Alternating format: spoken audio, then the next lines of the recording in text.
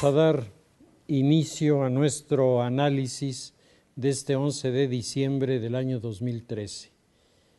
Este es nuestro último análisis del año en curso y quisiera dedicarlo a hacer una reflexión sobre tres acontecimientos que sin duda tienen importancia en el marco internacional con sus rebotes, con sus reflejos sobre nuestra realidad latinoamericana y mexicana. En primer lugar, quisiera hacer referencia a la desaparición del líder Mandela, una de las figuras más relevantes de la política africana de los últimos años y que sin duda en el momento actual representaba una fórmula que ha resultado de enorme trascendencia para los seguidores de la vertiente de la reconciliación en ese país, obra en la que Mandela jugó un papel relevante. No cabe duda, Mandela es un personaje polifacético, es un personaje que tiene sus sombras y sus luces como cualquier ser humano y que inició su lucha en contra del apartheid en África del Sur precisamente cuando tenía una edad muy temprana, era muy joven, y él se entusiasma con la idea de lograr que en un país de negros, como era África del Sur, los negros tuvieran un reconocimiento de los europeos que habían llegado a este territorio a finales del siglo XVIII, principios del siglo XIX, y habían consolidado una cultura, habían consolidado un proyecto económico, habían desarrollado toda una serie de actividades antes desconocidas en aquel lugar, pero el gran pero que se les ponía era que pretendían en un territorio que habían tomado de los africanos, excluir a los africanos de todos los beneficios.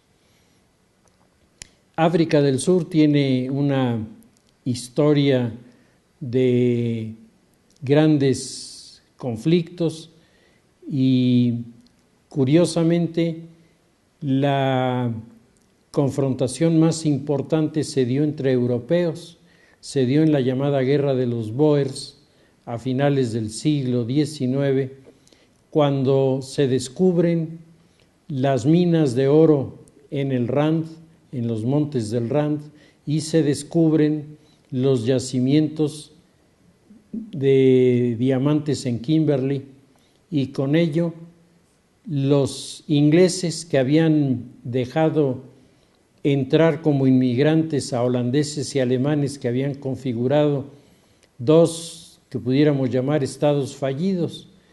Uno, el estado de Orange, poblado fundamentalmente por holandeses. Otro, el estado de Transvaal, poblado fundamentalmente por inmigrantes alemanes.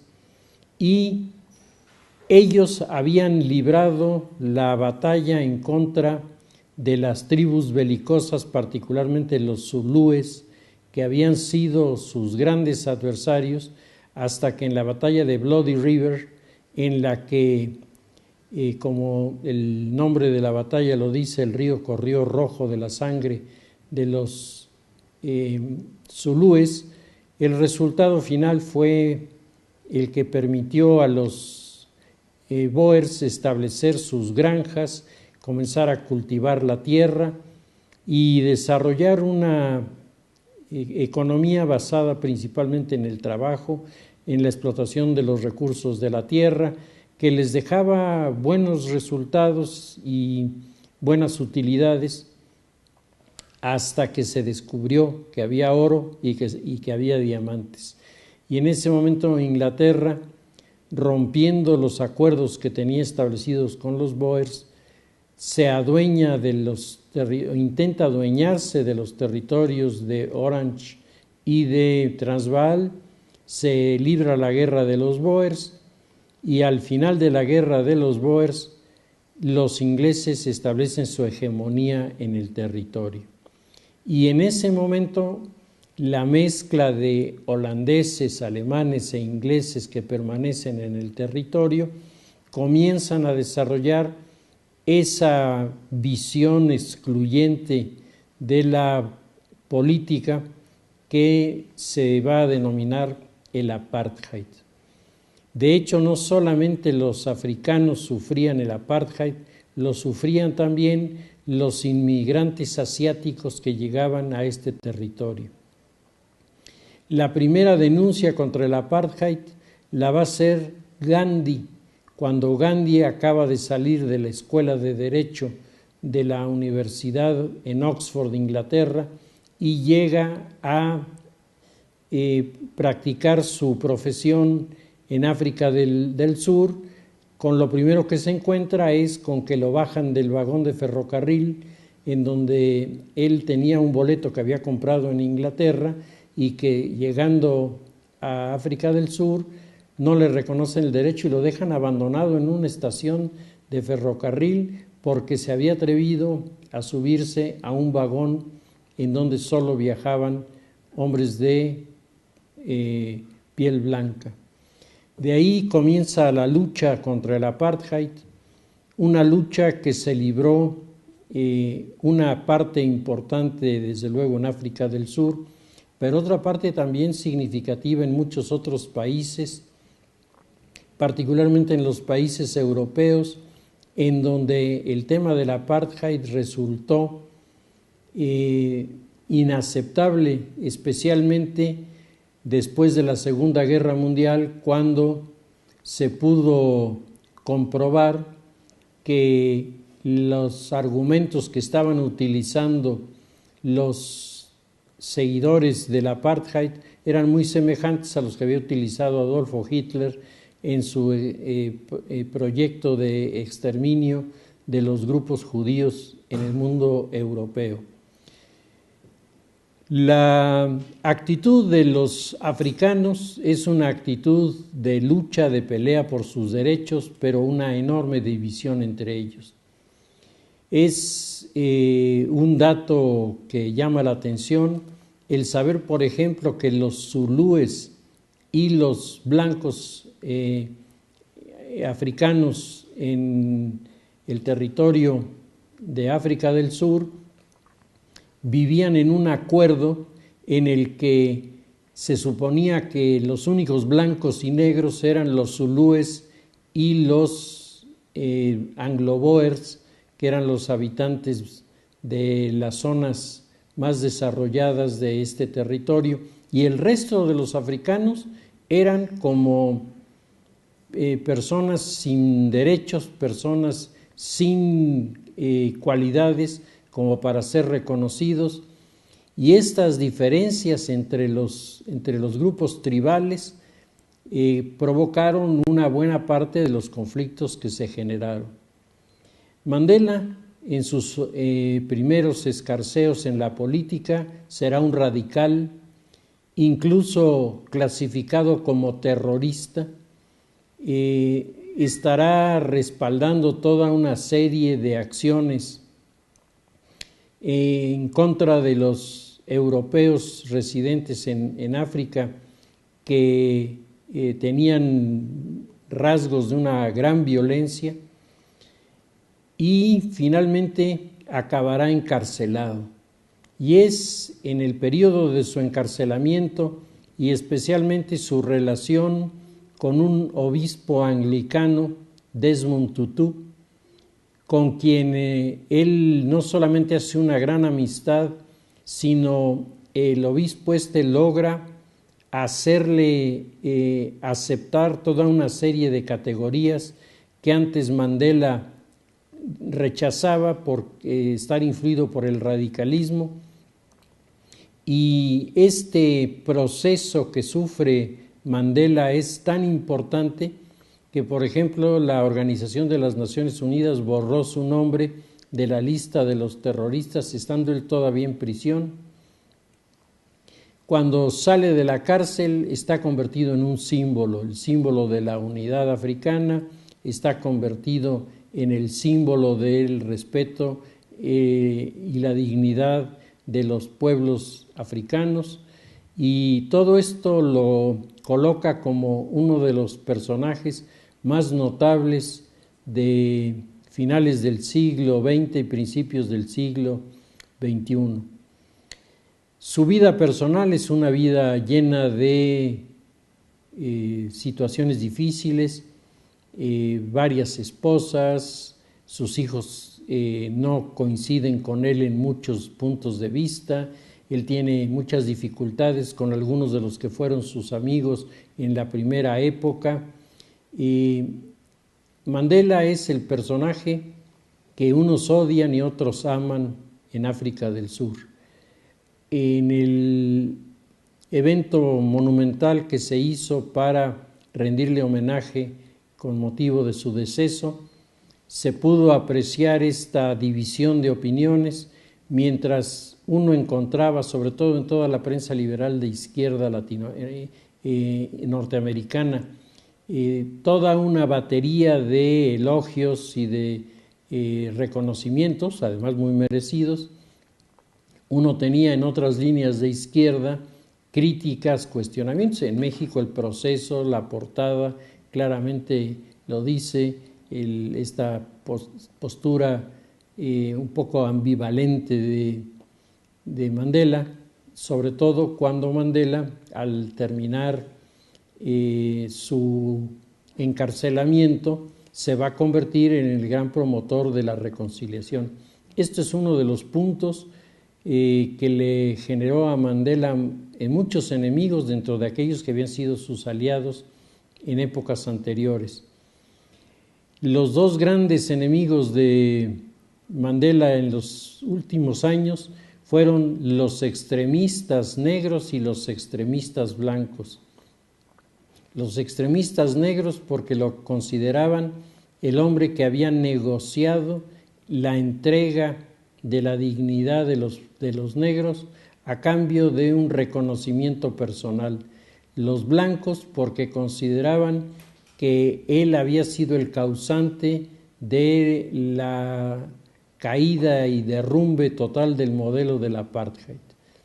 Es muy difícil que sobre personalidades así se haga un juicio totalizante, pero me parece que más allá de cualquier punto particular de desacuerdo, uno tiene que reconocer en la figura de Mandela la figura de un líder que fue capaz de trascender en medio de las dificultades más complicadas, teniendo prácticamente todo en contra. Él al final consigue lo que parecía imposible, el desmantelamiento del apartheid y el reconocimiento de los derechos de los negros en el territorio de África del Sur. Su desaparición sin duda deja un hueco que va a ser difícil de llenar, pero al mismo tiempo deja el testimonio de que la perseverancia, la lucha, el testimonio, la capacidad de argumentación y el gran amor por el territorio al final dieron para él resultados que antes hubieran sido pensados como imposibles. El segundo asunto que quisiera tocar en relación a las efemérides de este final del año 2013 es un aniversario más del ataque de los japoneses a Pearl Harbor. Y me parece que el tema de Pearl Harbor es un tema interesante porque marca un punto de confrontación, un punto de discusión entre Estados Unidos y Japón que parecía haberse adelantado a la época en la que se produce. Pocas personas se han puesto a investigar por qué se produce el ataque a el puerto de anclaje de la flota norteamericana en el Pacífico. La mayoría de las versiones sobre Pearl Harbor se concretan al relato de los acontecimientos y después destacan de manera importante las declaraciones que en su momento el presidente Franklin Delano Roosevelt hizo por la manera en la que se produce esta acción. Japón, curiosamente, había sido incorporado a la cultura occidental por los Estados Unidos. Fue el Comodoro Perry que visita Japón a mediados del siglo XIX, llevando una flota de barcos de vapor. Todavía eran barcos de ruedas a los lados que los impulsaban, y como los japoneses se habían cerrado durante prácticamente 2 siglos a la presencia de los europeos, la llegada de Perry fue para ellos una sacudida, porque por primera vez en su vida vieron a un barco ir en contra del viento, sin velas y con un impulso que no era el del aire, y que caminaban en medio de los barcos japoneses, que frente a los barcos norteamericanos eran barcos diminutos que se veían muy retrasados en sus capacidades de maniobra. Perry, con una enorme habilidad, logró grandes beneficios económicos para Estados Unidos, pero también grandes beneficios económicos para el Japón. Pero tal vez el dato más importante de la visita de Perry al Japón es que Japón abre, después de la visita, la expectativa de la modernización de este país, y se pasa del período del shogunado, es decir, del período de los jefes políticos que basaban su poder en la propiedad de la tierra, el equivalente de los varones en la Edad Media en el mundo cristiano. Se pasa de este modelo al modelo del Mikado, en el que el emperador es el que gobierna, auxiliado por un parlamento y por un gabinete. En un tiempo verdaderamente corto, Japón da un brinco cualitativo de la Edad Media a la Edad Moderna. Y en este brinco cualitativo que da el Japón, por una parte surgen los rasgos positivos, se abre la estructura social japonesa, se acepta el ingreso de personas que no pertenecen a la aristocracia rural japonesa en los centros de estudio. Las universidades japonesas se identifican en sus programas con las universidades norteamericanas. Se comienza a generar dentro del Japón el primer proyecto de industrialización de gran alcance, y es en esta circunstancia cuando en Japón aparece la primera teoría geopolítica de su historia, la teoría de la esfera de la coprosperidad, que está pensada y desarrollada por un profesor universitario japonés que propone que Japón sea capaz de crear una vertiente de desarrollo industrial en la que no solo sea el Japón el que resulte beneficiario, sino que sean beneficiarios los países vecinos. Tokisha, que es el catedrático japonés que propone esto, nunca se imaginó que los argumentos que iba a presentar y que en aquel momento parecieron perderse en medio de los acontecimientos, se iban a convertir en la base de desarrollo del Japón después de la Segunda Guerra Mundial. El Japón se occidentaliza no solo en la ropa, no solo se occidentaliza en la institución del Parlamento, de la institución del gabinete, la institución de un gobierno que la sociedad reconoce como guiado y orientado por el emperador, a quien se supone es el representante de Dios en la tierra. No solamente esto, sino Japón comienza a competir con los europeos en su desarrollo armamentista. Para el año de 1904 se produce el enfrentamiento de los japoneses contra los rusos. Los japoneses desencadenan un ataque sin previo aviso sobre la flota japonesa, la flota rusa anclada en Puerto Arturo, que es enormemente parecida al ataque a Pearl Harbor, enormemente parecida.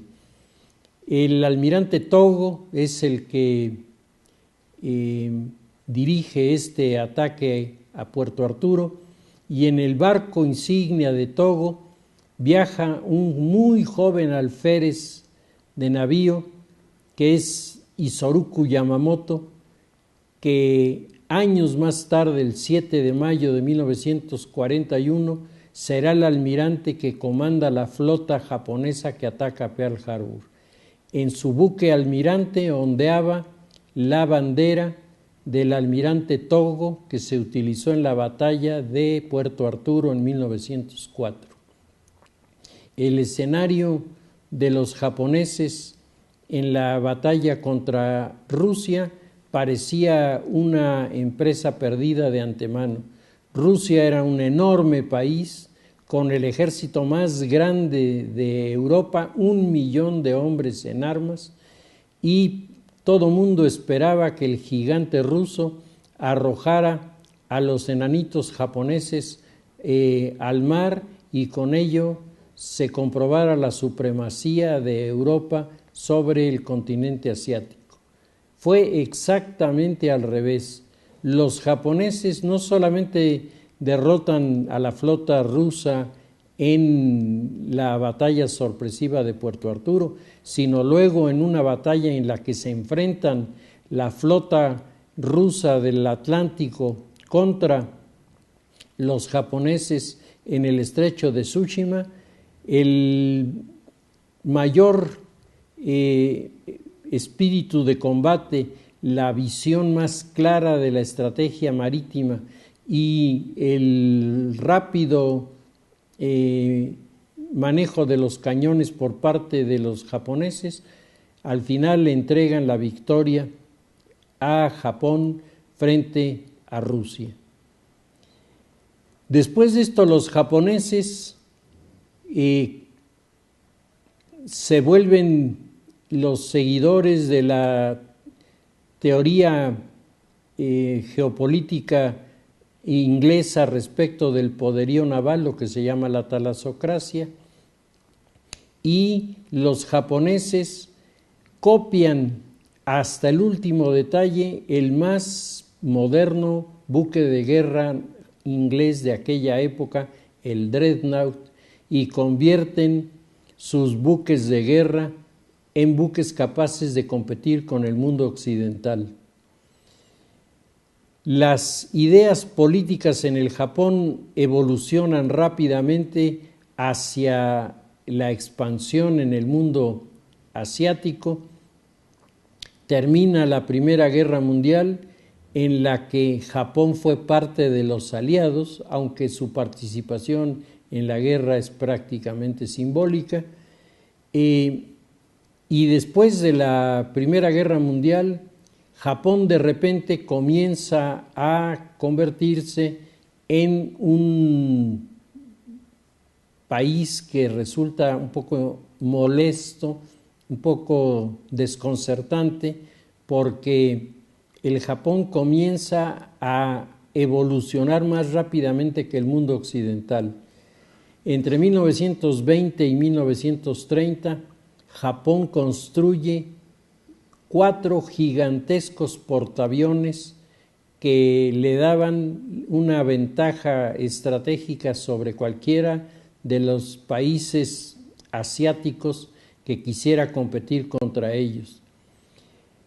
Son los japoneses los primeros que entienden que aviones que son capaces de aterrizar en un barco y despegar de la cubierta de ese mismo barco se vuelven enormemente valiosos para combatir a otros barcos que no tienen esta capacidad.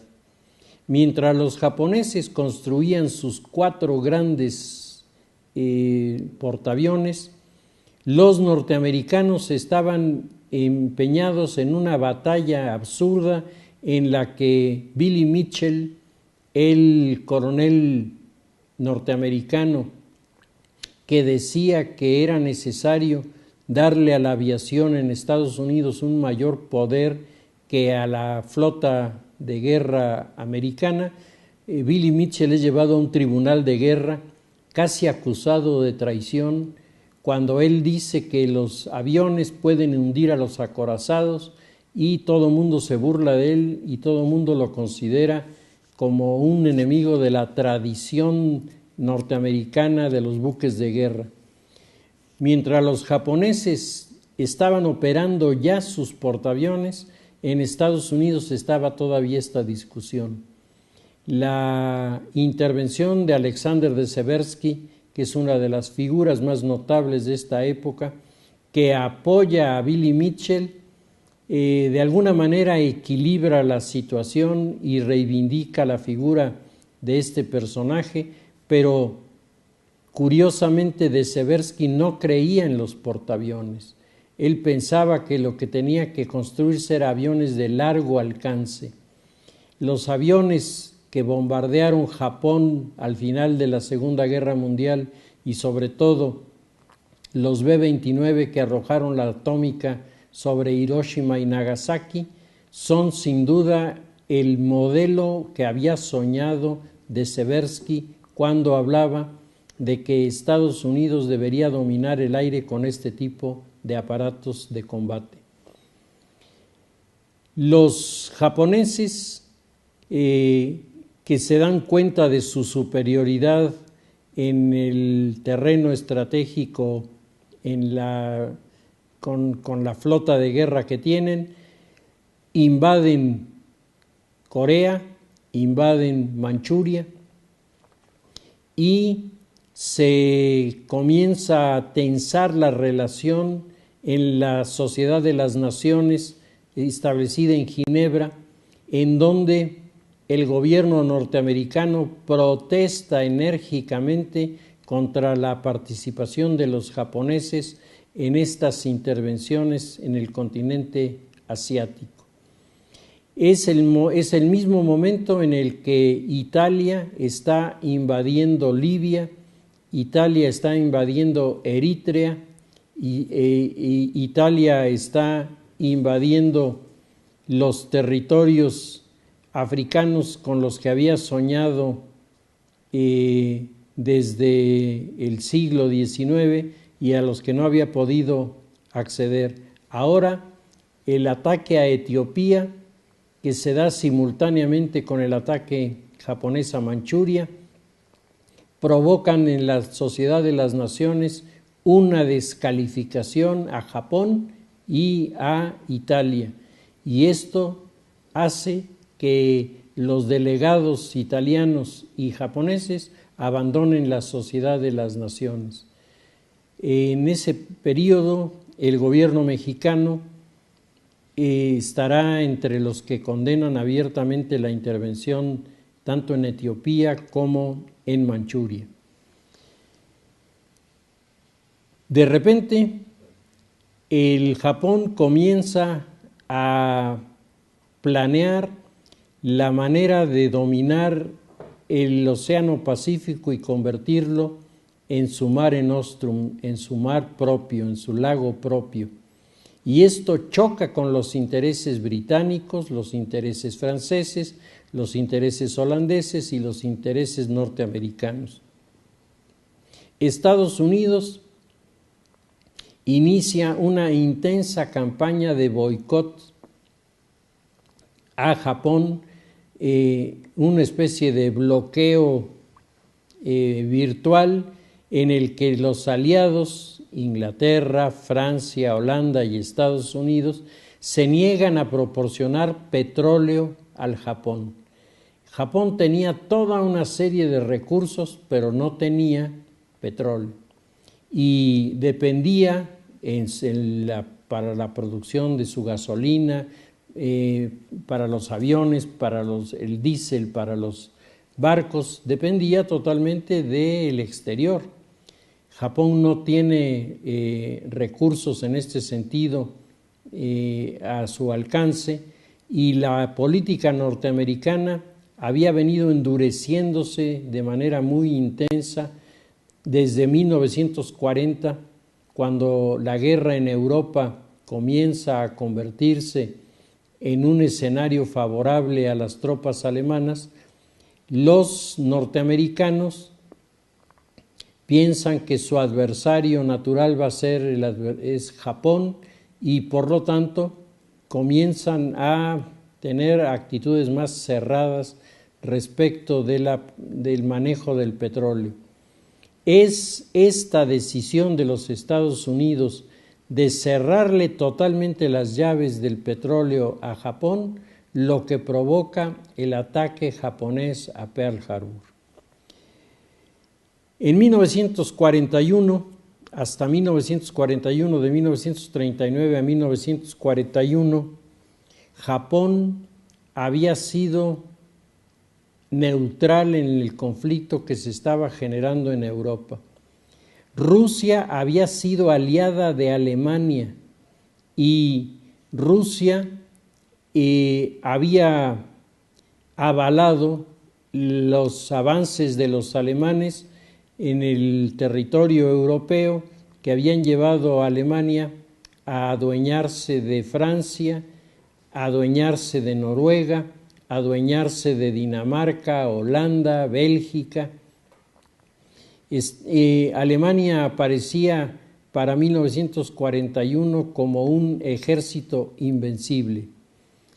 Su aliado italiano, por el contrario, parecía que a lo único que podía ganarle a los adversarios era correr, porque en todas las batallas en donde habían intervenido los italianos habían salido mal parados y habían tenido que pedirle ayuda a los alemanes para que resolvieran sus problemas. Esta es la razón de la intervención alemana en Yugoslavia, la intervención alemana en Grecia, el ataque de los paracaidistas alemanes sobre la isla de Creta, y finalmente la conformación de un intento de ejército que nunca llegó a configurarse como tal, que conocemos con el nombre de Afrika Korps, una unidad militar totalmente irregular, comandada por uno de los generales alemanes más amigos de Hitler en ese momento, que era Erwin Rommel, más adelante nombrado mariscal por Hitler. El escenario europeo parecía entonces totalmente dominado por los aliados, Alemania e Italia, mientras los ingleses, franceses, estaban sufriendo la pérdida de Francia y el aislamiento de Inglaterra. De repente, junio de 1941, sin previa declaración de guerra, Alemania invade Rusia. Y en el momento en el que Alemania invade Rusia, la interrogante era: ¿qué va a hacer Japón frente a este hecho? La mayoría de los estrategas suponía que Japón atacaría a Rusia por Manchuria, cruzaría el río Amur y con ello obligaría a los rusos a distraer una enorme cantidad de sus tanques de guerra para llevarlos a proteger el frente siberiano, que es una frontera enorme, amplísima, en donde los japoneses evidentemente podrían tener posibilidades de asentarse sin tener mucha resistencia. Los servicios de inteligencia rusos, a través de un espía alemán que funcionaba en Japón, Richard Sorge, obtienen el dato de que Alemania, que ha invadido Rusia, no será respaldada por Japón. Japón va a atacar en el Pacífico. En el momento en el que los rusos saben que los japoneses van a atacar a los norteamericanos, disponen de sus unidades blindadas en la frontera de Siberia para trasladarlas al frente europeo y confrontarse con los alemanes. Hitler, ignorante de todo esto, toma la decisión caprichosa, porque no tenía ningún sentido, de ocupar la ciudad de Stalingrado, y ahí se va a firmar el final de la ofensiva alemana, que hasta ese momento aparecía invencible. El sexto ejército alemán choca con las unidades blindadas rusas, que están siendo retiradas apresuradamente del escenario asiático. Japón, que estaba dividido en opiniones entre atacar a Rusia o atacar a los Estados Unidos, es dominado por los seguidores de la teoría talasocrática de Isoroku Yamamoto y se monta la operación cuyo propósito no era devastar el puerto de anclaje de la flota norteamericana, sino era destruir a los primeros portaaviones que los Estados Unidos estaban produciendo. Estados Unidos, después de mucho, había convertido 2 petroleros, los había convertido en portaaviones, y había fabricado 2 portaaviones que tenían criterios de navegación muy diferentes de los japoneses. No eran portaaviones tan grandes, pero eran portaaviones que tenían toda una serie de ventajas que hoy se han consolidado en la construcción de estos navíos. Isoroku Yamamoto tenía un propósito: destruir los portaaviones norteamericanos en Pearl Harbor. Ese era el objetivo y no otro.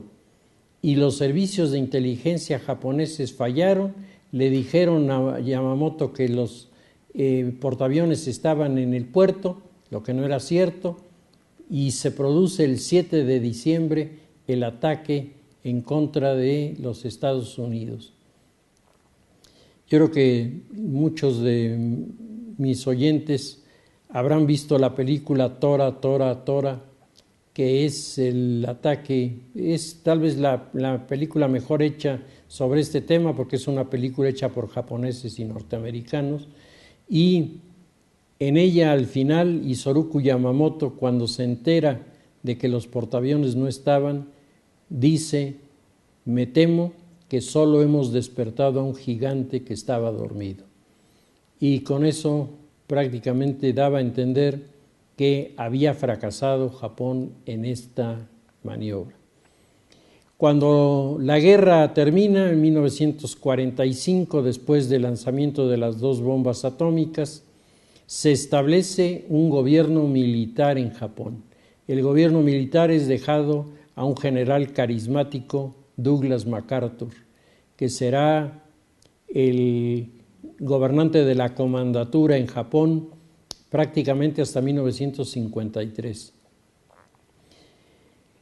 Durante el periodo del gobierno de MacArthur, el Japón se vuelve una potencia industrial. una potencia industrial fomentada por MacArthur, fomentada por los propios Estados Unidos, y curiosamente los argumentos que durante la Segunda Guerra Mundial, particularmente antes del bombardeo de Pearl Harbor, se utilizaban para señalar la amenaza de Japón, ahora se utilizaron para señalar las necesidades que tenía Japón.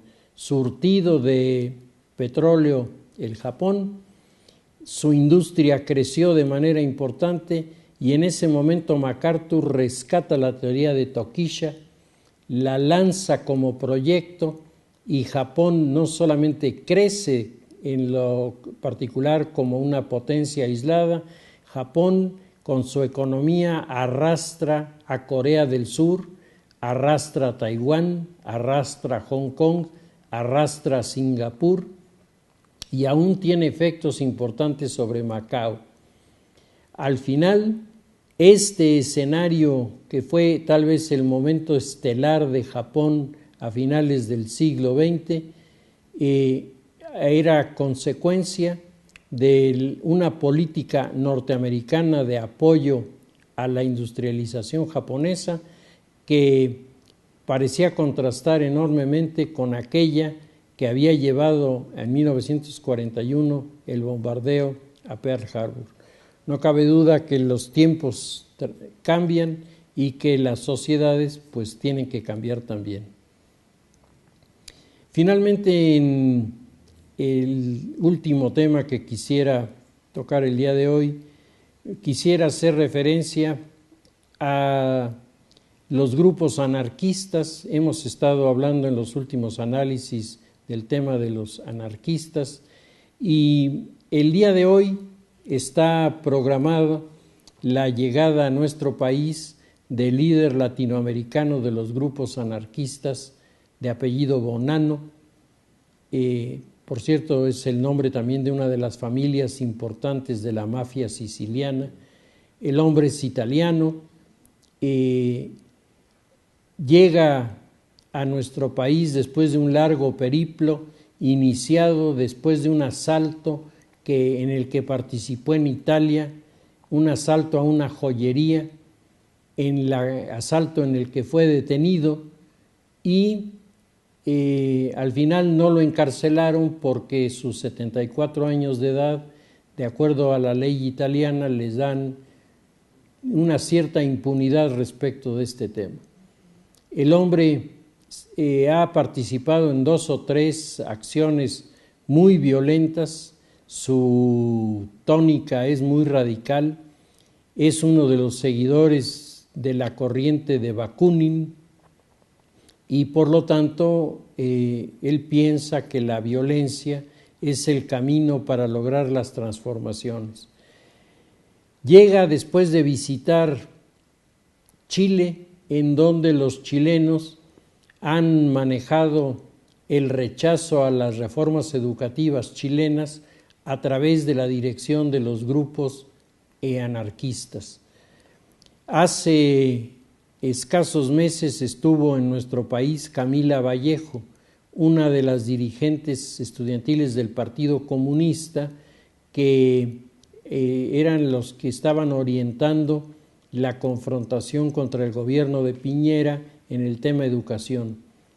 Ahora Camila Vallejo ha sido desplazada de esta posición y es el hijo de un inmigrante anarquista croata el que está manejando la dirección de los grupos juveniles anarquistas en ese país en contra del gobierno. De Chile pasó Bonanno a Brasil y en Brasil se han acelerado los grupos anarquistas que de repente han comenzado a llevar a cabo acciones de una enorme violencia que están inquietando a los organizadores del Mundial de Fútbol, que ven de repente que los grupos en las favelas dejan de responder a las categorías tradicionales y comienzan a ser impulsados por los grupos de los anarquistas. Y ahora Bonanno viene a México se anuncia la celebración de unas jornadas anarquistas 26, 27 y 28 de diciembre en las que participará Bonanno.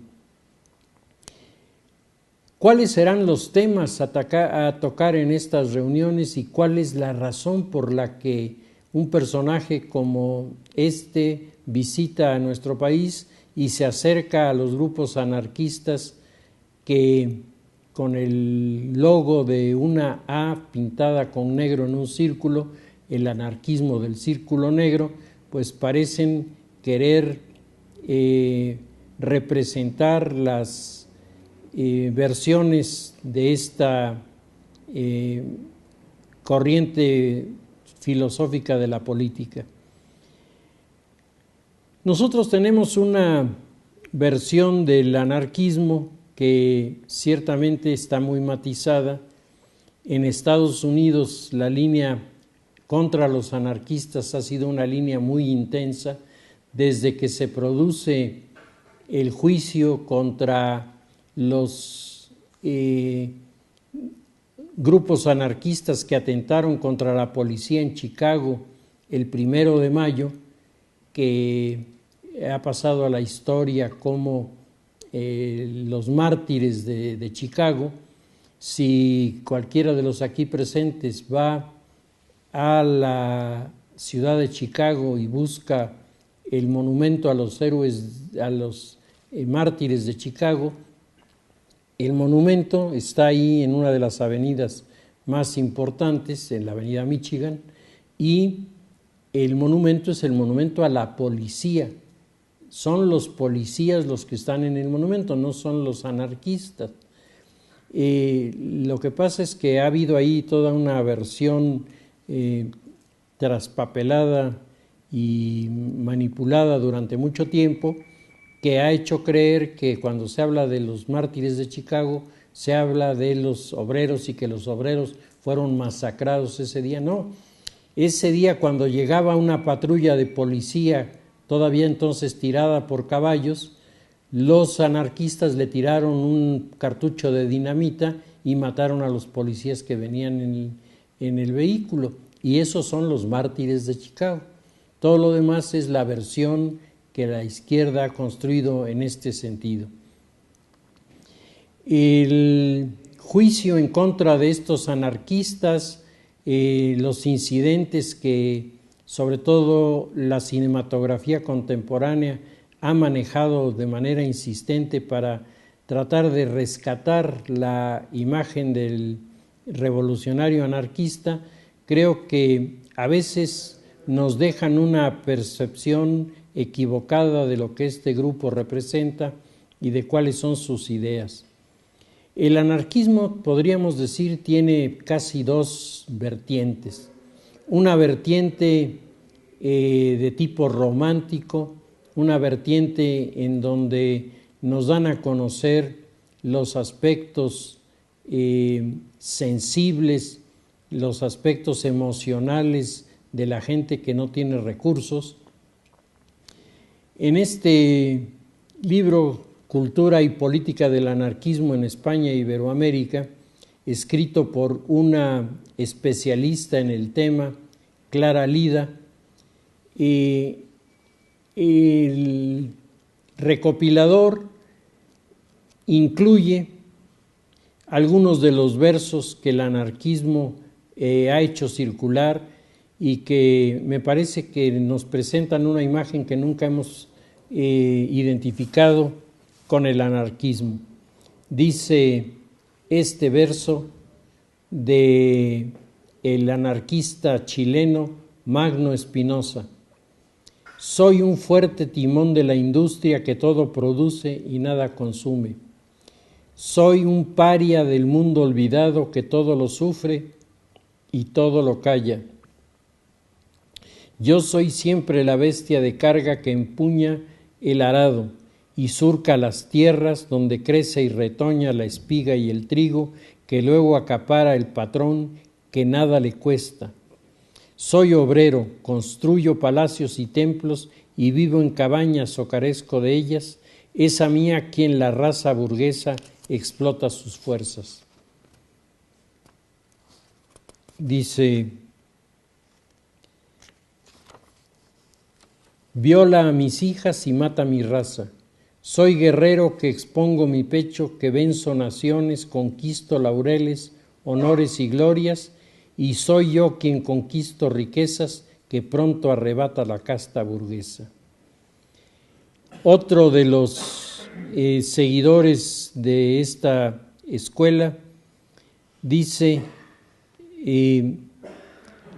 a su suerte abandonada se dispensa por doquier la familia de los parias con la herencia del pesar, a ser pasto del cadalso, del prostíbulo, el taller, y a morir como sus padres, sin abrigo y sin hogar. Y más adelante dice: campesinos y artesanos ya se declaran en guerra para hacer sobre la tierra todos los pueblos hermanos. Cantad, cantad, cantad, que ya las auroras va a relumbrar el plaustro. Es hora de gigantes rebeliones, es hora de que caigan con estruendo los ídolos de barro. Es preciso que triunfen las ideas, es preciso que ya no haya más esclavos, es preciso que el sol de las auroras ilumine la frente de todos los anarcos. Luchad, esclavos, en la roja arena, chorreando sangre del robusto cuello. Que sea en vuestras manos la cadena como una hebra de sutil cabello. Levantad en las calles barricadas, la barricada es el altar del siervo. Guía a las multitudes reveladas la fulgurante irradiación del verbo. Arriba, pueblo, tu furor estalle con ímpetu de antártico huracán. Extiéndanse tus huestes por las calles, cual lava en la falda de un volcán. Pues como poetas son bastante buenos. Y aquí a México nos llegaron allá en los años primeros del siglo XX toda una serie de anarquistas, algunos de los cuales eran poetas muy renombrados. Moncaleano, uno de ellos. Había por ahí un peruano, José Santos Chocano, que es un poeta muy reconocido en el Perú, era anarquista. Y esta vertiente emocional viene unida a la otra vertiente, que es la vertiente de los anarquistas empeñados en la lucha, de los cuales Roland Gaucher en su libro Los terroristas nos da un retrato hecho por ellos mismos. En el finales del siglo XIX, momento dorado del anarquismo en el pasado, los anarquistas elaboraron un catecismo del revolucionario que dice, entre otras cosas: el revolucionario es un hombre dedicado a una causa, no tiene interés personal, ni negocios, ni ligazones, ni propiedades, ni siquiera un nombre. En lo más hondo de su ser, no solamente de palabras, sino de hecho, ha roto todos los lazos con el orden civil. Conoce únicamente una ciencia, la destrucción. Los blandengues sentimientos del parentesco, amistad, amor, agradecimiento están ahogados por la pasión única y fría de la actuación revolucionaria. Bakunin, y hay que recordar que Bonanno se dice, seguidor de Bakunin, dice: el terrorista es miembro de un ejército invisible, anónimo y omnipresente.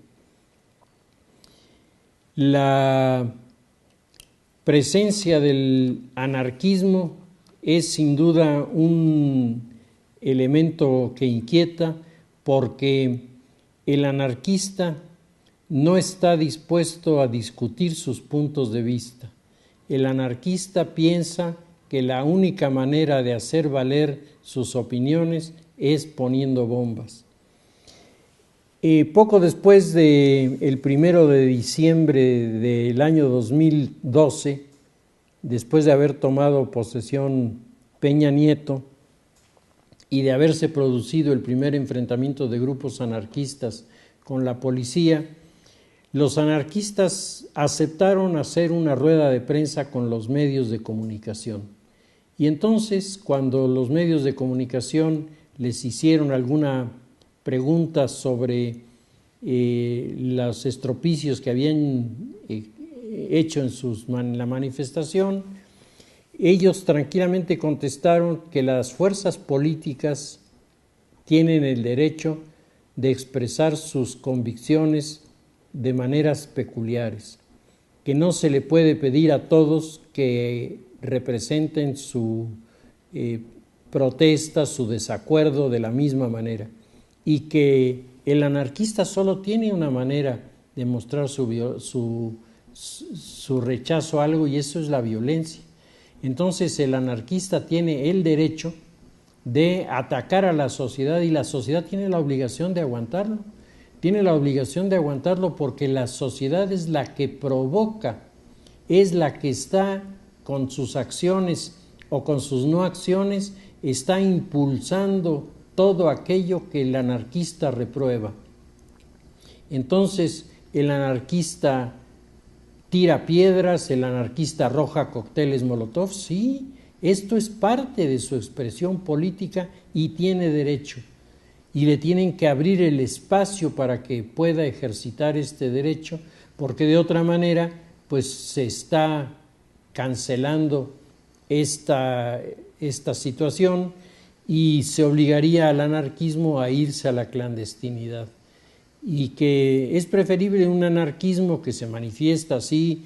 Total, dice uno de los anarquistas, le rompemos los vidrios a los bancos, que el capitalismo los reponga, le rompemos los vidrios a los locales de Sanborns, pues que venga el millonario más grande del mundo a poner los vidrios que se rompieron. La gente no tiene por qué angustiarse. El anarquismo no es enemigo de la gente, el anarquismo es enemigo del capitalismo, de sus manifestaciones, de sus representaciones simbólicas, y el anarquismo es el principio de los grandes cambios que se producen en los países. Bueno, pues el siglo XIX para llegar al XX generó una corriente de anarquismos que preparó en Europa lo que serían los grandes movimientos revolucionarios que finalmente echaron abajo el imperio austrohúngaro, echaron abajo toda una serie de realidades políticos sociales que habían permanecido durante mucho tiempo.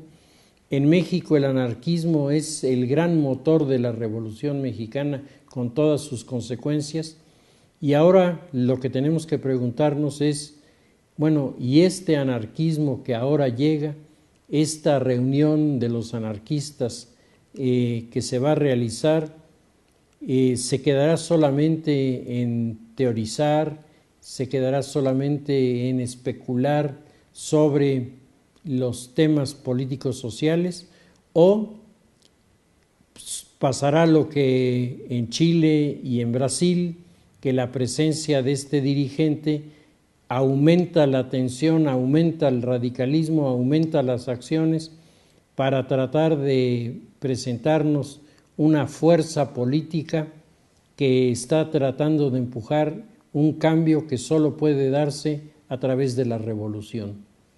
Pues la información queda allí, veremos qué sucede en este encuentro en los últimos días de este mes y estaremos comentándolo en nuestro primer análisis del año 2014, Dios mediante. Con esto terminamos nuestro análisis del mes de diciembre del año 2013, deseando a todos una muy feliz Navidad.